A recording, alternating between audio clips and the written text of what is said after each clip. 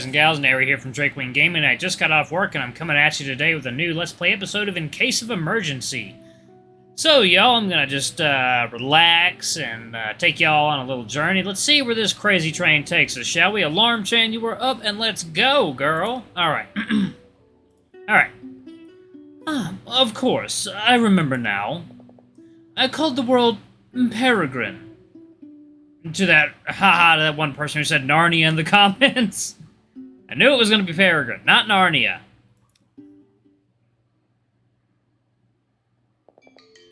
You wake in your dorm room bed. Part of you had hoped that this had all been a mistake, that the past day had been an elaborate dream, and you'd wake back up in the real world. You'd wake up under the covers in that tavern in Peregrine, and then you'd continue on the journey you'd been planning for weeks. But instead, you're still here, in this dorm that's yours but not yours, wearing the clothes of a more responsible version of yourself.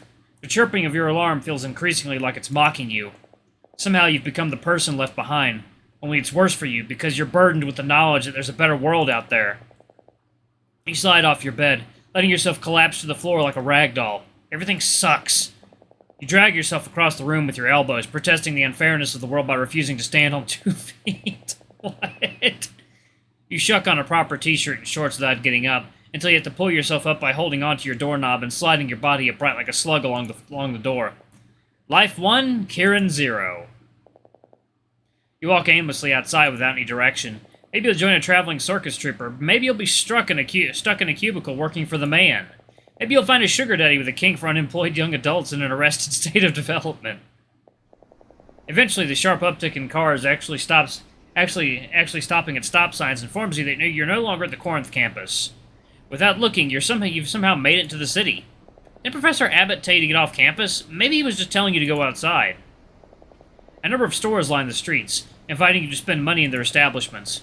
You wonder how much money the other you has made while you've been romped and caroused through Peregrine. You could go shopping. King of the feminists. How does it...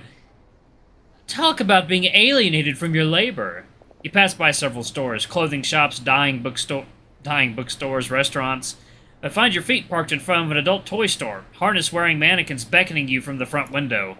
Several goods are scattered across the black curtain draped under the display. Fuzzy handcuffs, DVDs with poorly-designed covers, dildos, lacy lingerie. Wait a minute. Propped up against the mannequin's leather boot is a plastic package advertising realistic veins and body-safe silicone. Encased in the packaging is a hot pink dildo. It's the hot pink dildo. Something clicks in your mind. Uh-oh. Uh-oh. Well, this is blanked out enough, so I should be good. You burst into the store with the kind of enthusiasm that would probably alarm anyone working the register. Least of all, someone in a store selling butt plugs and studded whips. You don't know why you thought the dick was one of a kind. Of course you could have always bought another one. Who would know the difference? You chuckle to yourself in the middle of the sex toy aisle as you spot an entire row of dicks. The sight is so funny that you laugh again. And again. And again. Until you're having a full-blown laughing fit come breakdown in the middle of the store. The employee working the register doesn't even blink as he rings up your purchase. I'm sorry about the laugh. I thought it was funny. It doesn't mean anything, you know? I thought it was the most important thing in the world. Then I realized I could have bought it here the whole time.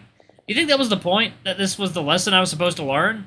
This means I'm free now, right? I'm free. This is it. This is all it ever was. There was never any bigger meaning. It was always just a sex toy from a store. And I'm just a guy with nothing. I'm just a guy. You catch your breath for the first time since you opened your mouth. The cashier stares back at you and blinks. So, did you want a paper bag or a plastic one? Typical. Actual environmental justice forestalled by offloading responsibility onto the individual consumer. You step back into the street, cheap plastic bag swinging in your hand and a shameless smile on your face. It never meant anything at all. You're finally free. A car honks as it pulls up to the curb in front of you. 3 familiar faces look back at you from the seats of a convertible. Hey, are we parking on a red line? 1 second, y'all. Coffee time. Coffee makes that world go round, baby! If you're fast, you don't have to pay to park here. Get in, loser! We're going to the beach! Alright. Oh, that's beautiful, man. Without much thought, you pack into the back of the car beside Cedric. Wes drives and Luke rides shotgun. The 4 of you drive south towards the beach. Wes rolls the windows of the convertible down so the warm sun and cool wind tickle your fur. You chat about school, about celebrities, about the future. No one mentions Peregrine. You don't know who these people are, if they're your friends as you know them, or if they're someone else entirely. But somehow they've taken to you, so maybe they're close enough. Maybe it doesn't matter. It's a beautiful day. You can see the ocean on the horizon as you approach, the blue waves rolling in the distance. I know the perfect place. Wes pulls off the highway and down a beaten road until he finds a cozy asphalt alcove to park in. There's an idyllic, undisturbed inlet here, framed on all sides by shrubbery and mossy cliffs. The air smells like salt and heat, the water is clear, and the sand is white. You can't believe this place is empty.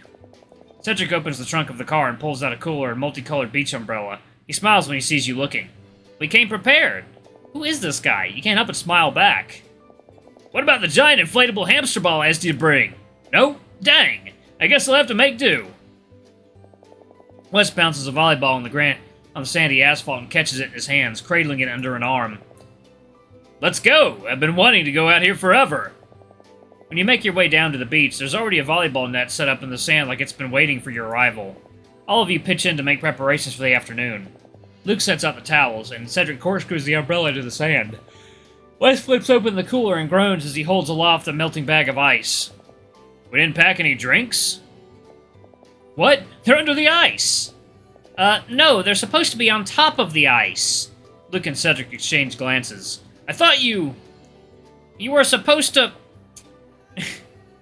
package the beers on the bottom. Put the drinks on top. Well, shit. Oh, excuse me. Wes tosses the plastic bag onto the sand. There's a gas station like 30 minutes from here. We can go grab drinks there. What? It's like an hour to get there and back. I can go. You think Wes is gonna let you drive his baby? He wouldn't let me anywhere near the steering wheel. It's not my favorite child, so... Come on, that's no fun. Let's make this more exciting. What if we played to see who had to go? 2v2. Losing team picks up beer. It's not that big of a deal, really. I can go. Why? Chicken? No. What's that? Buck, buck, buck! Come on, man, that's offensive. Luke flaps his arms like chicken wings as Cedric tries not to smile. You realize this is a friendly antagonism, not their usual flavor of passive aggression. They're actually friends here. Fine, okay, I'll do it. Yes, teams, everyone! As everyone divides themselves into teams, you're recruited to Luke's side like it's inevitable. Watch out! Watch out, they might have a secret code only they understand. Hetway, Herectse, Odike. Oh no, we're screwed. Hydre, Lirenke? Reetgay, Elway, Reetbay, Irthay, effin' Seke, wait, shit. Across the net, Wes rolls his eyes and he serves the ball. The game's going about as well as your average amateur matchup volleyball game, which is to say it's not going very well at all. Most rallies are short-lived and the points rack up fast. You take a dive and narrowly miss the ball on your side, sand getting in your mouth as the tally goes up to 4-7. You're losing. As you jog back with the ball, Luke calls for a huddle. Just one sec. Come on, Goose. Get your head in the game. Doing my best, Maverick. I'm doing my best, Maverick. Good. So get your head in the game because we're playing with the boys here, man. Here's the plan. We're not going to be able to win through brute force. We have to play smart here. We're going to take a page out of another playbook here. You ever played soccer? Yes. Yeah, I've played a bit. So you'll know what I'm talking about. I used to play in a local soccer league for kids. 1 second, y'all. Coffee time. Okay.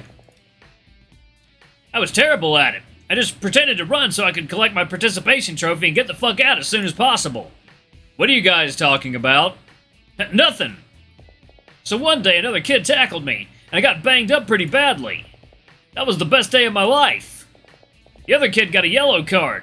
My team got a penalty kick and I realized my true calling, making life as difficult as possible for everyone else. Just follow my lead. Luke motions across the net for the game to resume. The enemy team has got a good rhythm going. Cedric sets and Wes goes for spikes on the front line. But they're not perfect, and it's not uncommon for Cedric to be the one punting the ball across the net. Come on, Cedric! Are you going easy on us? Cedric doesn't answer, huffing as he focuses on returning the ball. Don't be such a baby! I have to Oof! You don't know which happened first, whether Luke catches the ball with his face or the ball smashes him in the nose. Luke keels backwards from the force and falls into sand, letting up a puff of sand. He doesn't move. Shit! You killed him! Oh my god, you killed Luke! Luke moans weakly. As you approach, you can see blood dripping from his nose. He's okay, right? Wes grabs his hand and tries to help him up, but Luke groans feebly and rolls around in the sand. Shit! We can grab a towel for the blood, or... I'm sorry, man. I'm so sorry, man. I didn't mean to hit you that hard. So, you meant to hit me? Luke wheezes from the ground. He shakily raises a hand towards the sky. No, come on, Luke. He's just doing this for the attention. Cedric paces back and forth before coming back with a towel and holding it out to Luke. When he doesn't take it, Cedric starts dabbing at his nose himself. Here, just stay still. Shit, I'm so sorry. I feel bad. You missed a spot. He's taking advantage of you. Do you think we need to go to the ER? I think we need to take these guys to Loser Town. Come on, man. Luke could be really hurt. Oh my god, my vision's going red. Is there blood in my eyes? Like I was still waving. No, there isn't. I guess I'm fine then. We can still play. Luke sits up and immediately clutches his head. Oh, hey! Is the world spinning for anyone else? He slumps back to the ground, his tongue lolling out. Let's call the game. I'll take the car and find something for you in town, okay? Can you, pick up beers while you're there? Cedric frowns. It would make me, feel better. Sure, I can do that. Wes rolls his eyes. You're not driving my car with blood all over your hands. I'll go with you. Wes leads Cedric away from the beach, where the two saunter off towards the parked car. Cedric sneaks a glance at Luke before gingerly shutting the passenger side door. As the car peels off, you and Luke are left sitting in the sand. Are they gone? Well done. One second, y'all. More coffee. Oh, that's a good cup of joe. Yeah, congrats, and the Oscar for Best Actor goes to... Luke sniffles as he wipes the blood from his nose and stands, pretending to take an award and bow. Thank you, thank you! Luke pads out towards the shore, where he scoops up water in his paws and wipes his face clean. Come on, now we have this whole beach to ourselves! Scandalous, what will the others think? Oh, the rumors they tell about you, Sir Kieran? Those scullery maids will go on and on about your illicit rendezvous with the young Master Luke. You laugh, and Luke kicks some sand in the ocean with his toes.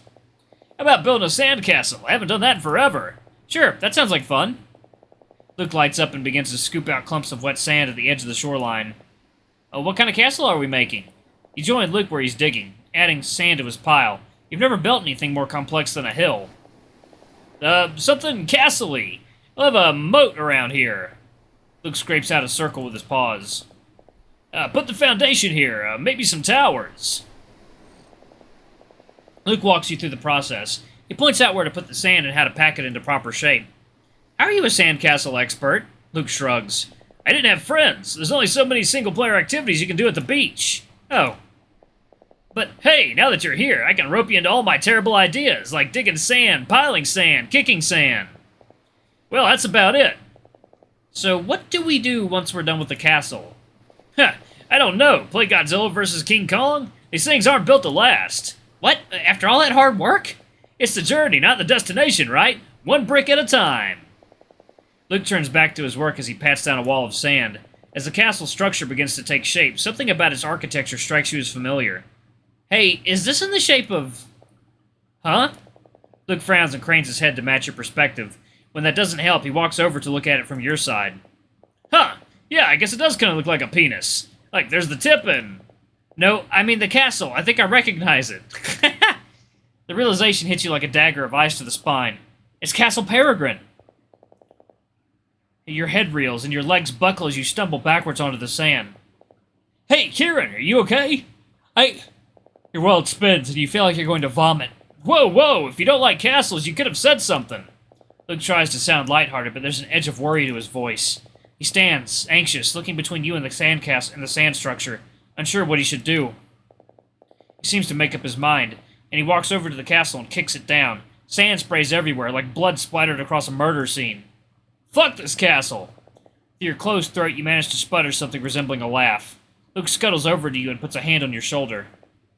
You okay? He pulls you in for an awkward hug, complete with a two-pat back pat. Eventually, you ride out the wave of your nausea and emerge on the other end of the tunnel, feeling a little better. Your breathing slows, and it's hard to remember what even got you so worked up in the first place.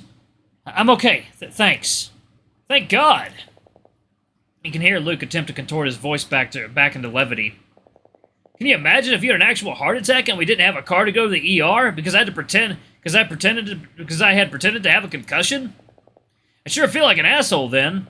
Huh, I think I feel my fingers tingling. Seriously? Oh, you're messing with me. Very funny, Kieran. You chuckle as you rest your forehead against his chest. Under his heavy mane of fur, you can feel his heartbeat racing. Hey, so we're friends, right? You want me to say it out loud? It's called subtext. You don't have to. We brought drinks. We got some firewood, too, so we're set for the night. You entangle yourself from Luke a little sheepishly. You help him to his feet, and he bumps his shoulders against you. Alright, guys and gals, I'm going to go ahead and pause it right there. Thank you all so much for watching. Don't forget to like, comment, subscribe, ring that notification bell. Leave a super thanks or a tip if you can. It always helps. Until the next video, I love you all. I'll see you next time. Bye-bye.